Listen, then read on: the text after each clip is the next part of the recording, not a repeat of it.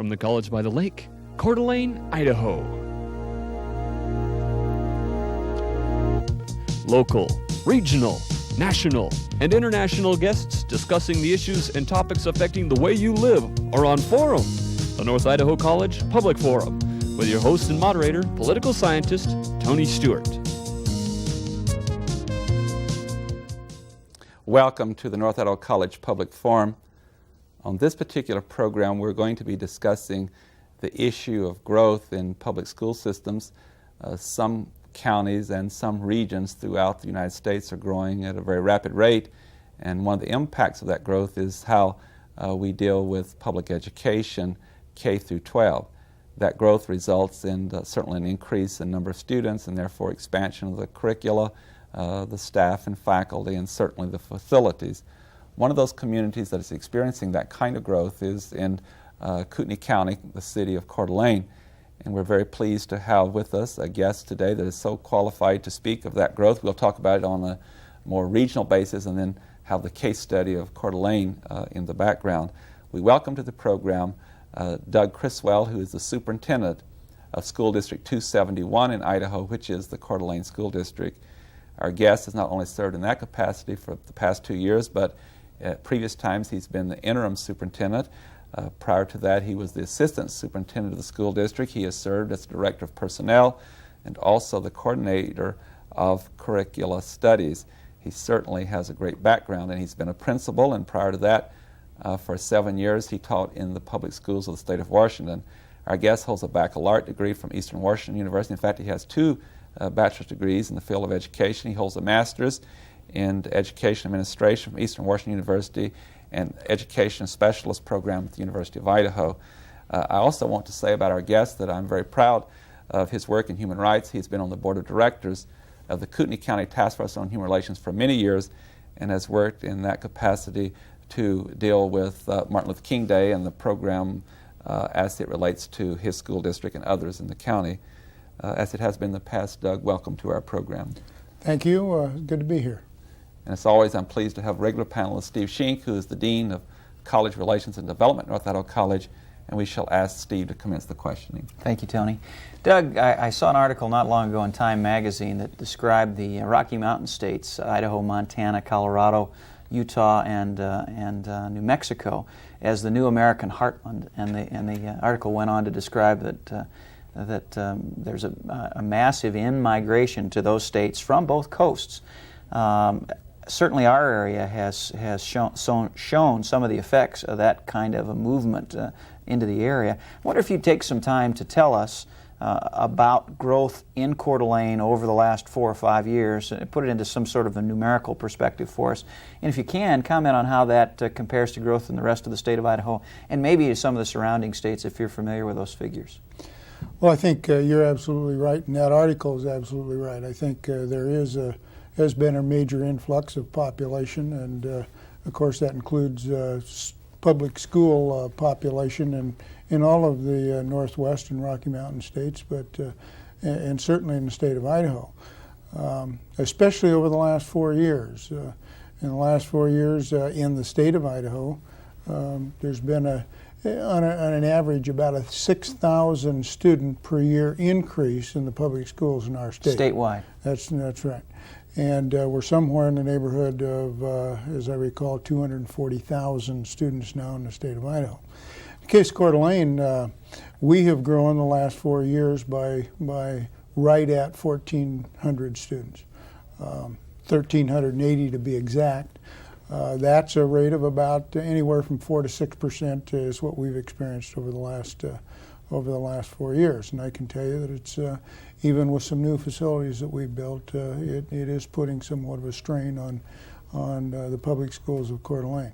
Not only is Coeur d'Alene experiencing that, but also our surrounding school districts, Post Falls, Bonner County School District, Lakeland School District, and even the Silver Valley, where the economy has not been real great, has been experiencing some increase. So,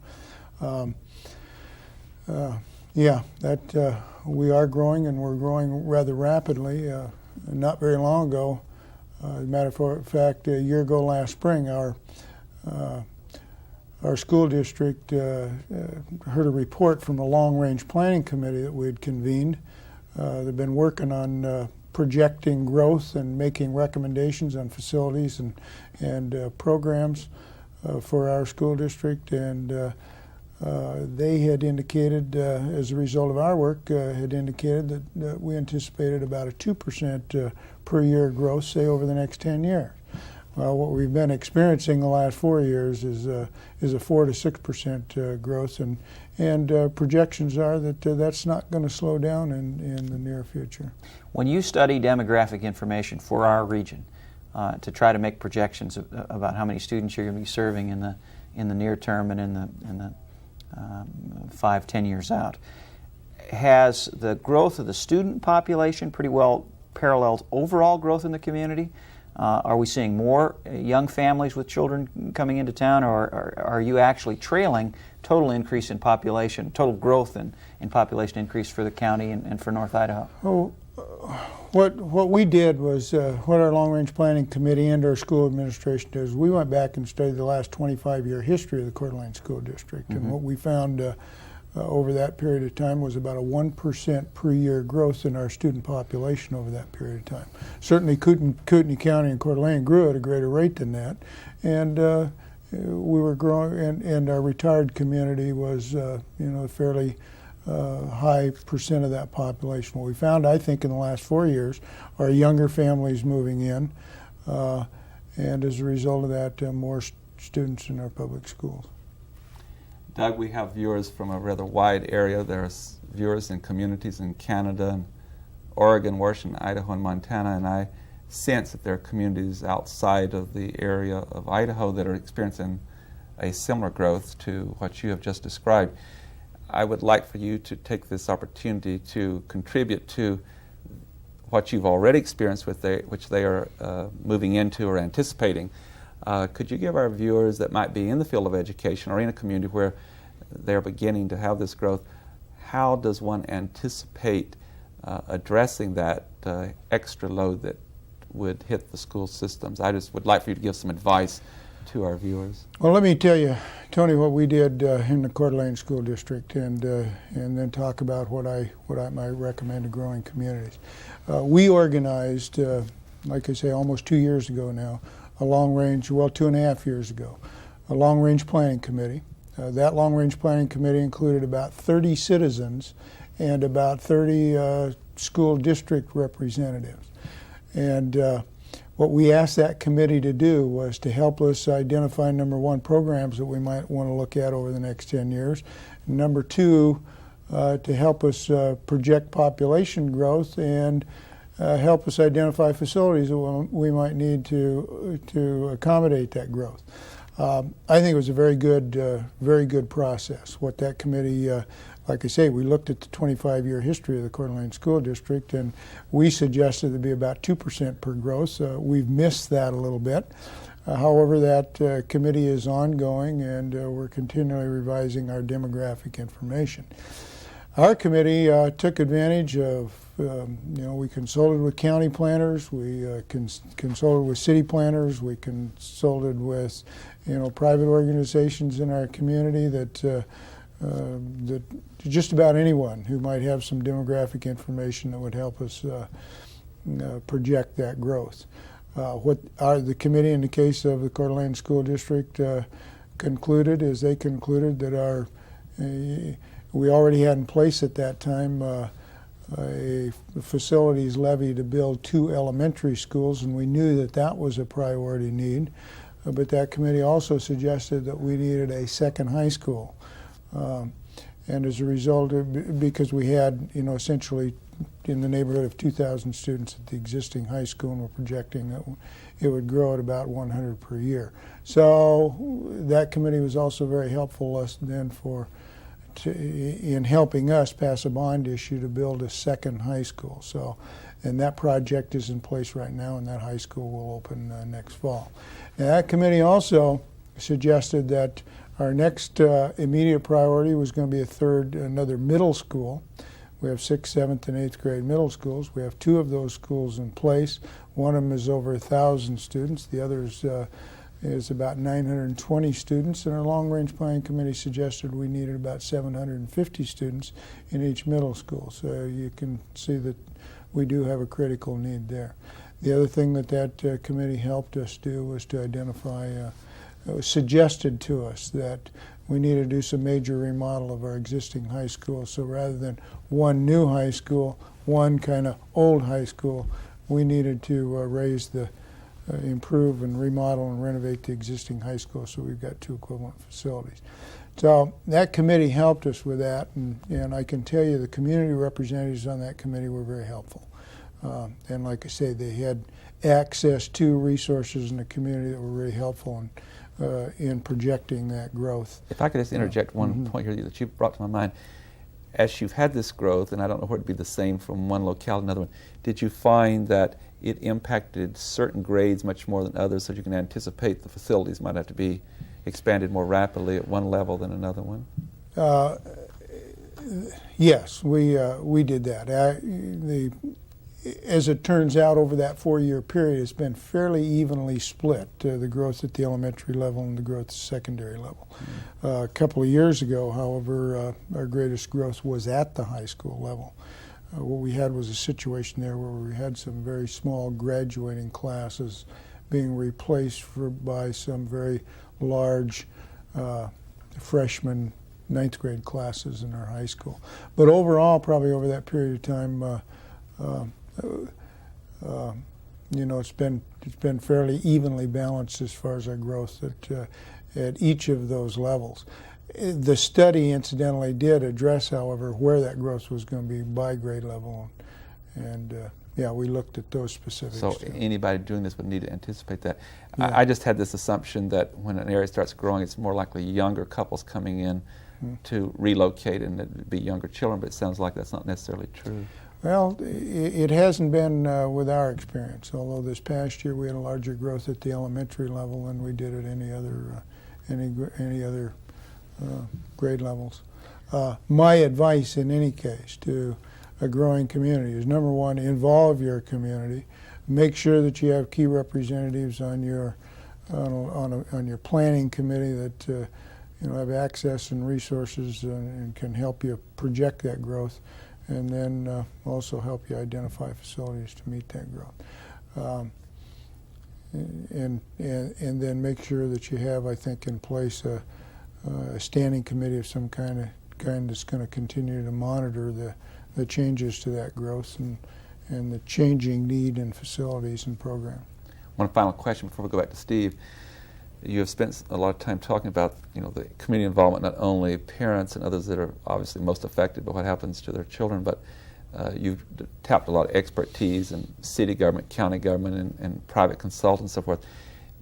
Have you reached beyond that too? And I'm thinking of other communities that may have to do this. Have you gone beyond this region and also found expertise that would come in to assist you that had experienced this already prior to Coeur d'Alene's experience? Well, sir, yes, we did. We consulted with other communities, you know, in the process of building a second high school and doing all the planning for that for a second high school. We consulted communities in the state of Idaho and in the state of Washington that were experiencing the same sort of thing, so we could identify those issues we'd be facing, you know, as we build a second high school. But we also consulted with the State Department of Education that has considerable expertise, and like I say, those other communities in Idaho and in our bordering states too that experience that growth, and we're in a building mode. Steve Schenk. Doug, how does Coeur d'Alene School District rank with others in the region and in the state in terms of the rate of growth? I would, you know, it's been kind of interesting in North Idaho. Last year, Coeur d'Alene School District, we increased by about 368 students last year. Post Falls last year probably increased by only about 100 students. Lakeland School District was up over 200, and Bonner County was, I think, over 100. This year there's been a little bit of a shift. Coeur d'Alene School District is down a little bit as far as our percentage of growth. We had a growth of 280 students this year. But and Lakeland was only about 160, where they were over 200 last year. Post Falls, however, this year saw an increase, and so did a larger increase, and so did Bonner County. So what we're seeing is a little bit of movement, I think, in the area. Perhaps it's associated with young families finding affordable housing, I think, in the area. It must be interesting for you and for other superintendents in these high-growth areas. At North Idaho College, and we had a huge growth spurt this year, but it comes at one time. After the fall semester, we know we're not going to grow anymore, at least until the second semester, and typically second semester enrollment drops off a little bit from fall semester. But you get growth, or at least can get growth all year, I suppose. What we experienced last year was a continual growth at the elementary level all year long. What we experienced at Coeur d'Alene High School, primarily because of a dropout rate, and that's a dropout rate of about 10%, was we saw a decline at the high school. Overall, we experienced a loss of 100 students. Now remember, our total population is 8,050 students, so we experienced growth of about 100 at the elementary and lost a couple hundred at the high school, so it was a net loss of 100 through the year. However, over the summer months, like I say, our increase over the last 3 years, or the 3 previous years, was almost 400 students per year, between 300 and 400. This year it was down to 280. Your experience here is that parents still try whenever they can to move their children between school terms? Yes, I think that's absolutely accurate. Yeah. I've been reading some things about some of your new facilities, and again, that would be something that would not only be of interest to the patrons of the school district, but also in adjoining communities and states and Canada. When you've put together 2 elementary schools recently, and as you said, the second high school is under construction, I was reading about some really modern technology that was used in the construction. It has to do with not only does it look beautiful, but it's so much more usable, and I'm speaking particularly to accessibility to the handicapped. So I wish you'd take a little time with our viewers to talk about what are some of the things that we are now placing in new buildings that are not found in older buildings that makes the whole learning process and accessibility much better for the citizenry. Well, as you indicated, Tony, our voters did approve back in 1990, as a matter of fact, what was called a school plant facilities levy to build 2 new elementary schools. So over the last 4 years, we have built 2 new elementary schools that can accommodate up to about 600 students. And one of the things that we've had to consider in the design of those buildings is the Americans for Disability Act. And as a result of that, there's much greater handicap accessibility in our new schools than in our other schools. And those things include, such things as handicap access to the playground equipment, for example.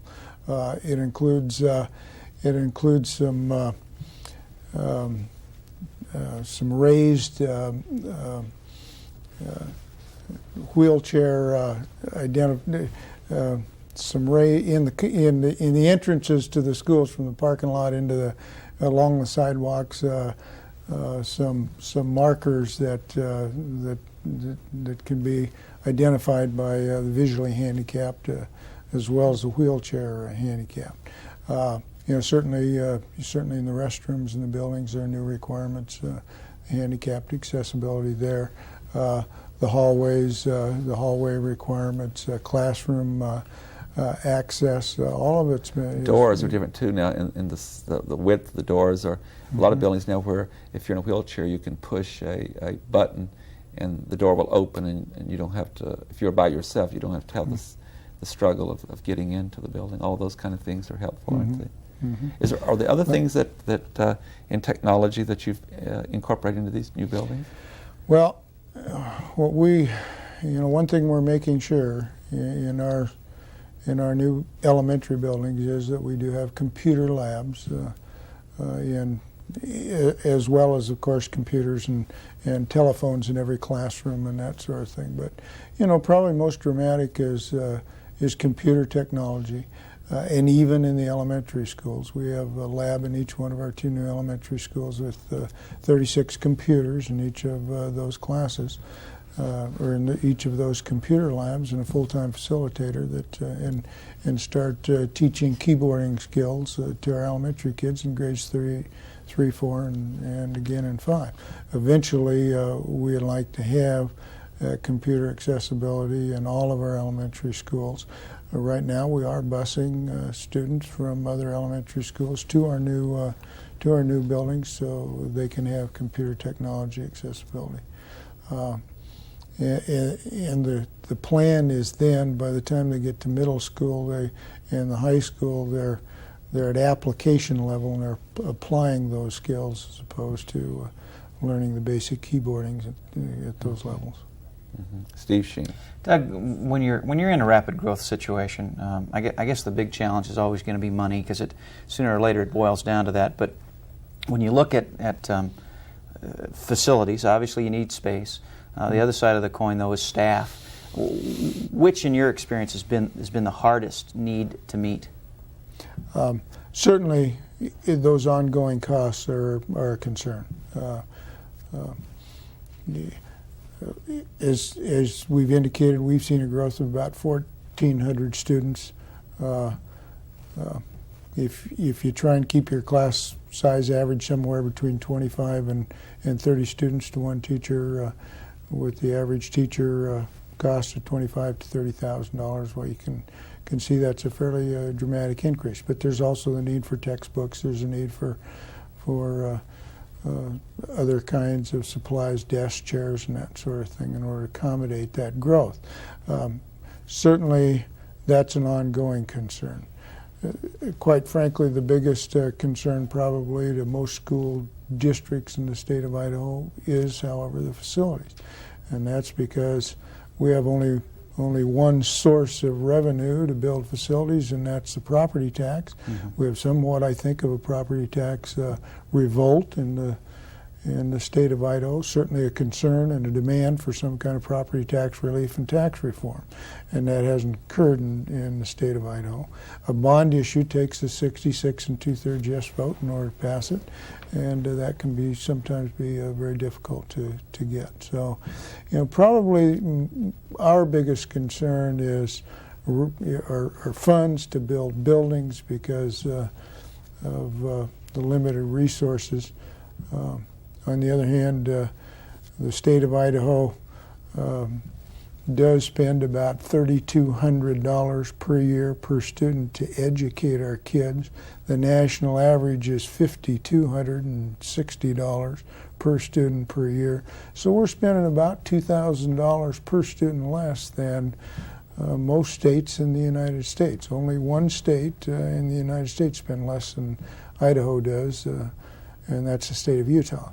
But so that's certainly a concern too. Quite frankly, we need to do a better job of funding public school education in the state of Idaho. As you go out and try to meet staffing needs, particularly in the instructional areas, teachers and other key faculty, mm-hmm. or other key staff as well, are you able to attract a good pool of applicants for the positions that come open in your district? I think we're very fortunate in Coeur d'Alene, Idaho, because of the quality of life that we have here. I guess also because we're located very close to Spokane, Washington, where we have a good source of qualified teachers. But we haven't. It hasn't been real difficult for us, even though we pay considerably less on our salary schedule in the state of Washington. Where we've had very good success in attracting quality candidates.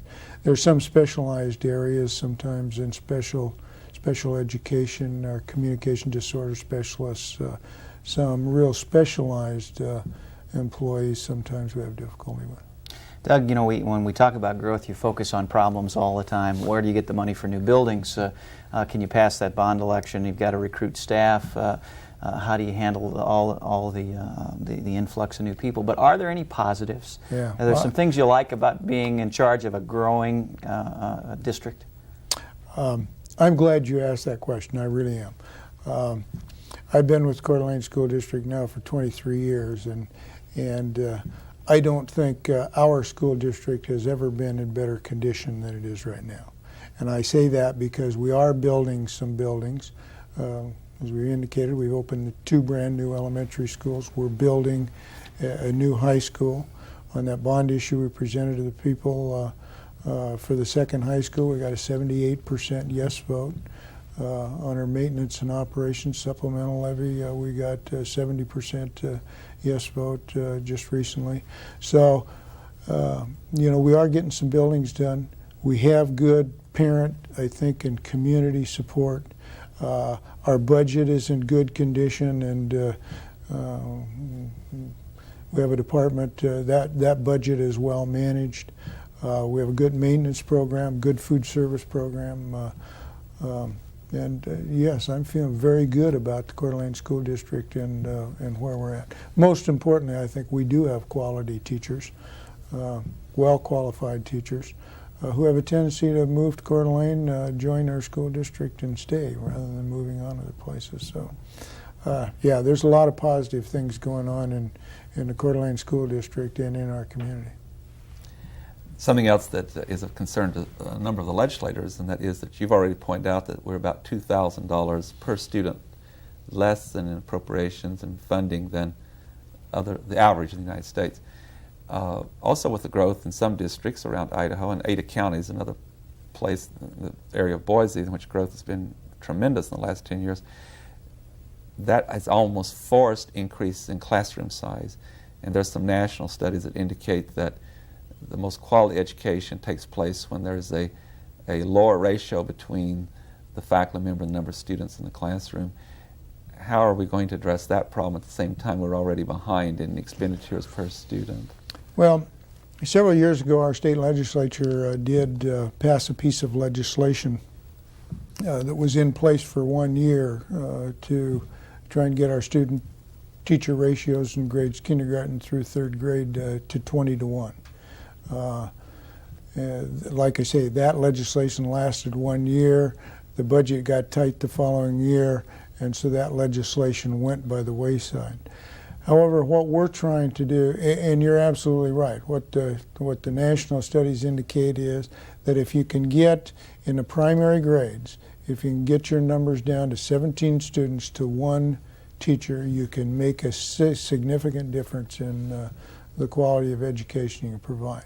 What we've been able to do in Coeur d'Alene is kind of our standard, and the standard for most schools in the state of Idaho and in the country, is to meet what are called the accreditation standards. They suggest that at kindergarten and 1st grade, your numbers should be at no more than 23 to 1 teacher. In 2nd and 3rd grade, no more than 26 to 1. In 4th and 5th and 6th grade, no more than 32 to 1, although we've tried to keep ours at 30 to 1. I'm going to have to interrupt. Sure. I'm so sorry that we're out of time. Okay. And on behalf of Steve Schenk and our panel, Doug Criswell, thank you for being with us and informing us about growth and how we deal with that in the public schools. Ladies and gentlemen, I know you've enjoyed our program, and I would like to invite you to be with us again next week at the same time when we will discuss an important issue. Until then, please have a good week. I am Tony Stewart.